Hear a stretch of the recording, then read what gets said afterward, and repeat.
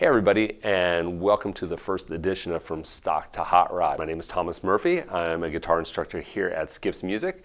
I've been playing guitar for about 34 years, and I've been hot rodding guitars for about 25.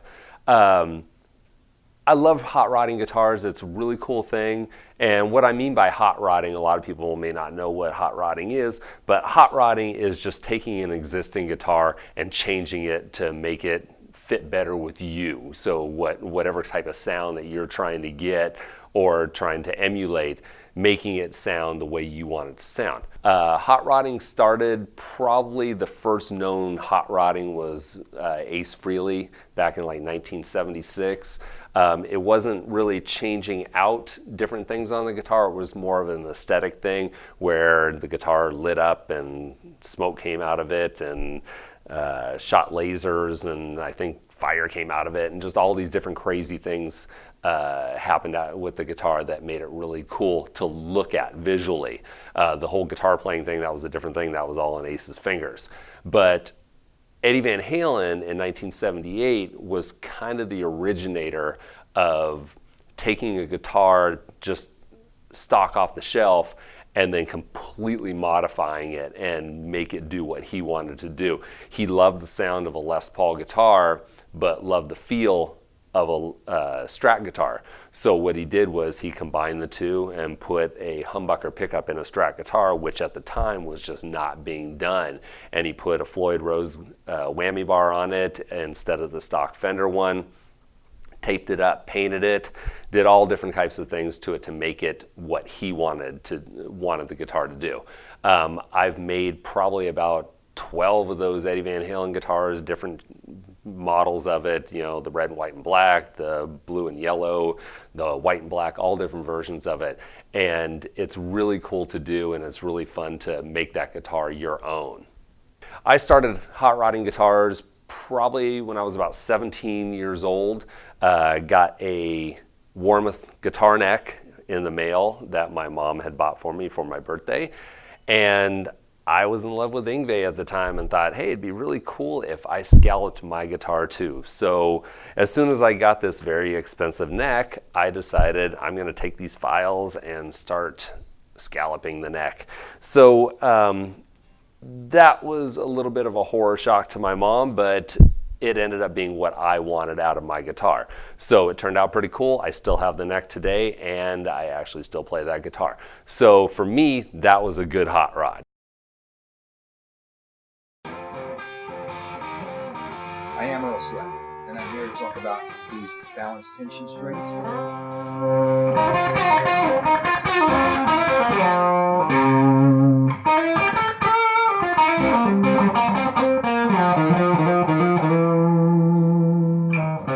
I tried them on this guitar first, which has a wraparound bridge, and one thing about if you're using a wraparound, anybody knows this, the tension can get a little stiff.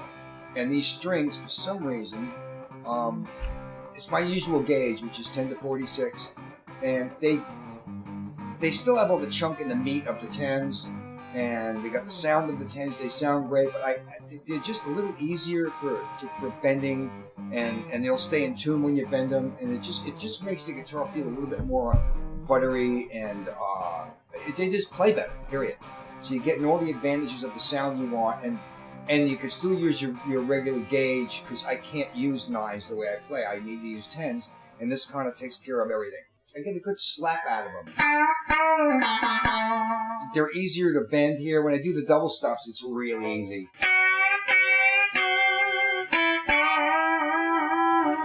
That's one of the things I love best about them. I can do the double stops without having to fight with the guitar.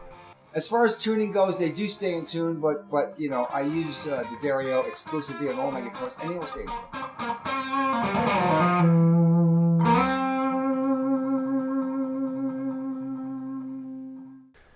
All right, so enough about talking about hot rodding. Let's get down to hot rodding this guitar. This is an Ibanez GART30 guitar, kind of similar to a Les Paul shape. 2 humbuckers, stock tailpiece, 1 volume, 1 tone, and a 3-position selector switch to switch between the pickups. Now, I get a lot of questions from my students about why doesn't my guitar sound like yours? Or, I don't get that same output that you get out of your guitar. Why is mine different than yours?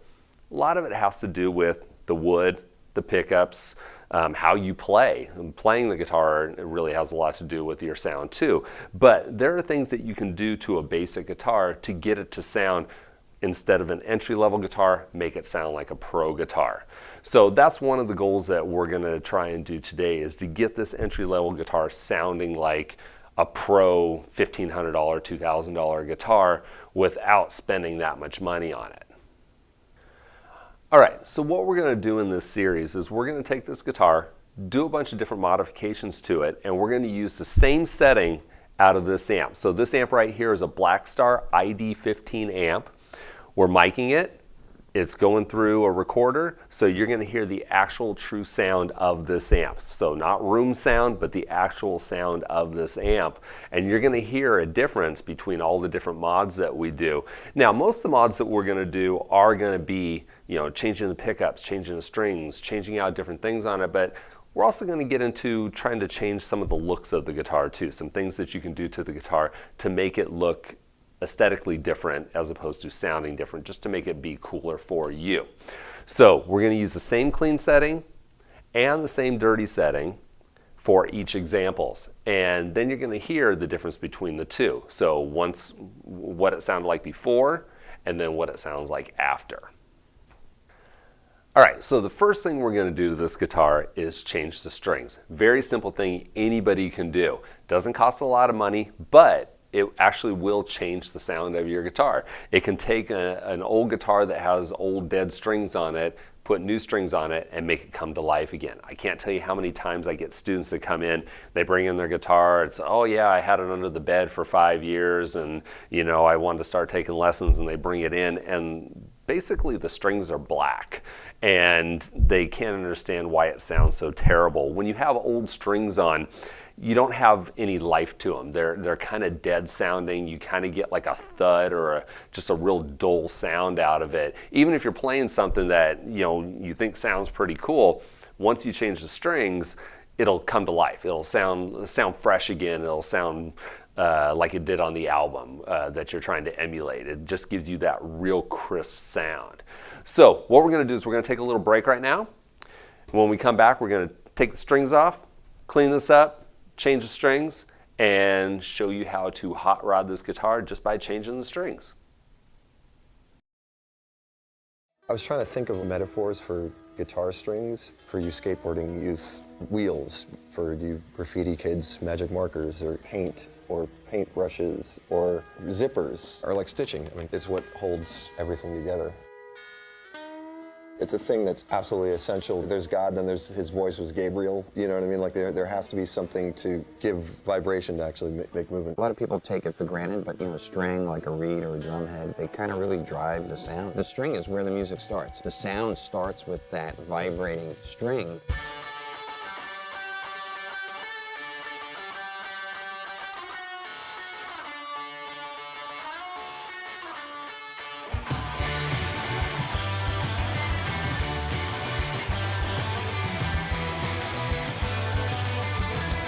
Strings used to be made from guts, intestines, and your family was involved in that business. They were shepherds. In the wintertime, when they might have slaughtered some of the sheep, they would make strings from the intestines. Actually traced it back to 1680 in Sale, Italy. 330-something years of strings? Yep. I always would get the strings right from the factory floor. I would go in on Saturdays with my dad all the time. I was always intrigued with the string making process. And I always had these really bright sounding strings. Nobody else could get replacement strings except the guys in my band. Every other band that we would compete against to get the gigs at the time, we go, how do you get that really bright sound? What is that? Everyone was playing these pure nickel strings and they were dead. They just didn't sound great. And, at 13 or 14 years old, I didn't really know to tell my father, maybe you really should just put these out with your own name on them. People would buy them. The time had come for D'Addario to create a company under his own name. And in 1973, a brand called D'Addario XL was born. D'Addario XL would ultimately become the world's largest selling electric guitar string. Growing up in the 60s, there was such a cultural change and people were experimenting with everything. Music, art, you name it. It was the same thing with strings. The culture is, to be very curious, to constantly be asking, how do I make this better, or how do I make something different? We make 700,000 strings a day here. 700,000 strings. Still something we live by today as a company and a family. And I think it had a lot to do with the period in which I grew up, the culture of the time, to experiment. And that's what we do, we experiment every day.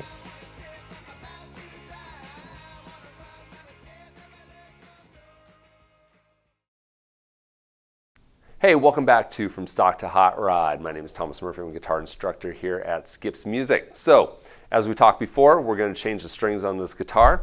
These strings have been on here for a while and they've been played a lot, so they don't have that bright, crisp sound anymore. They're kind of dull, kind of dead sounding. So we're going to put a brand new set of strings on this guy and bring it back to life. All right, so the strings that we're going to put on this guitar today are the D'Addario nickel wound balanced tension strings. And it's a good thing that when you're changing the strings and you got all the strings off to go ahead and polish the guitar. So we're going to use this onstage care kit to give it a good polishing too, so it'll look just as good as it sounds.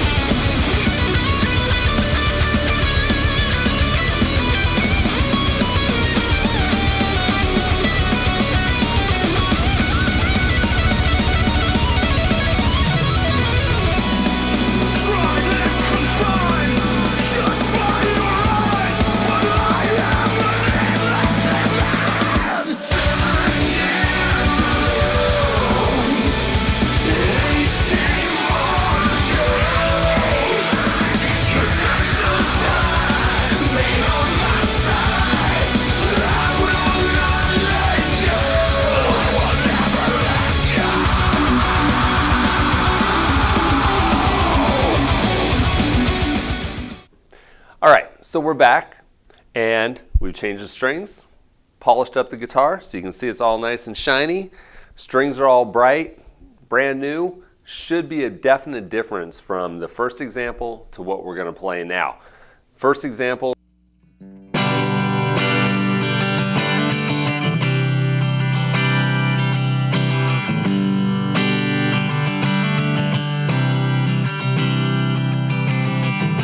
First example, strings were a little dead sounding, kind of dull, not a whole lot of life. When I play the examples now with the brand new strings on there and the brand new shine on the guitar, it should definitely sound a lot different. A little bit more alive, bright sounding, definitely have a lot more life to them. So let's play that first example with the clean setting.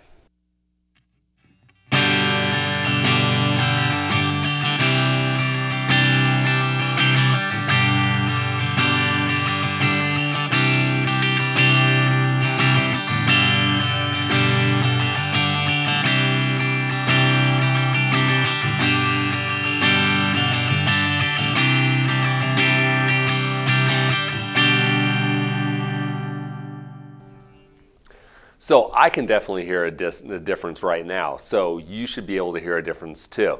So compare the two sounds, tell me which one you think sounds better. I bet you it's going to be number 2. All right, so now we're going to take a listen to the distorted channel, and you definitely are going to hear a difference from the old strings to the new. So take a listen, tell me what you think.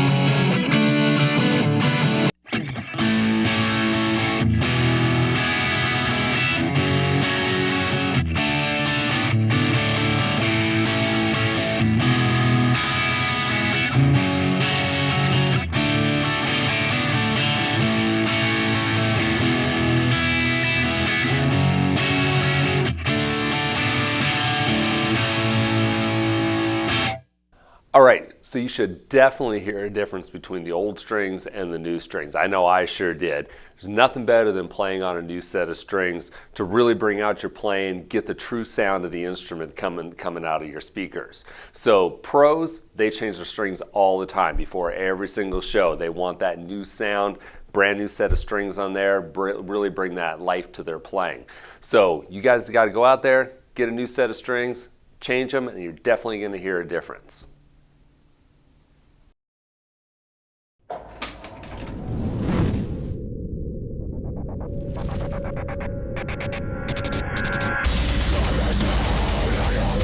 Pedal to the Metal Ibanez RG is known throughout the rock and metal world as a full-bore performer. A no-nonsense, all-time favorite of players who demand speed as well as superior handling. Meet the Ibanez Iron Label RG, built on the chassis of the famous Ibanez RG, metal to the core. With Spartan good looks, it's got everything you need and nothing you don't.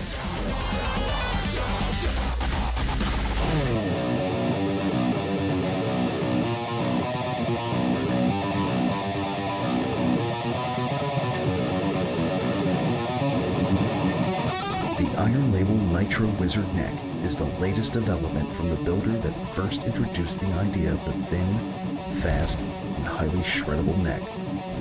It's as fast and comfortable as the original Wizard, but with added road-tested durability. These necks are unrelentingly stable with long, lean sustain. Every Iron Label RG is matched perfectly with American-made EMG Pro Spec pickups, capable of multi-layered dynamics and tone.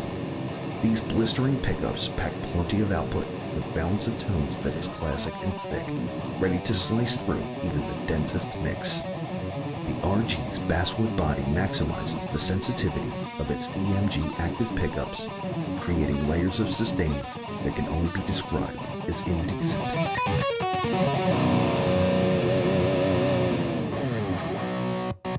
Performance options are enhanced by the Iron Label's kill switch, providing the player easy access to a manually controlled strobe effect. For dive bombers, the Iron Label RG trim models are armed with the Edge 02 tremolo.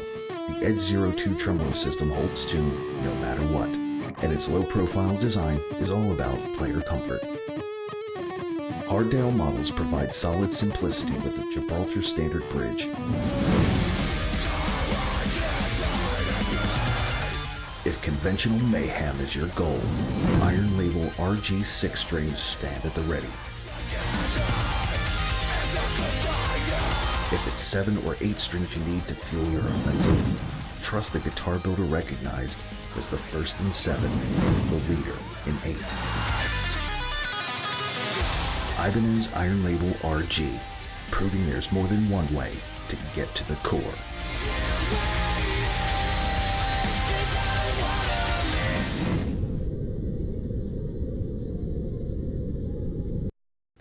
All right, so thanks for tuning into this episode of From Stock to Hot Rod. If you have any questions, please feel free to email us. And if you have any pictures of hot rods that you've done to your guitar, send them on in and we'll show them off. And we really want to see those ones that didn't turn out so well, and maybe we can help you fix them. So thanks for tuning in again. So I'm Thomas Murphy from Skip's Music, and I think I'm going to take these brand new D'Addario strings for a little spin.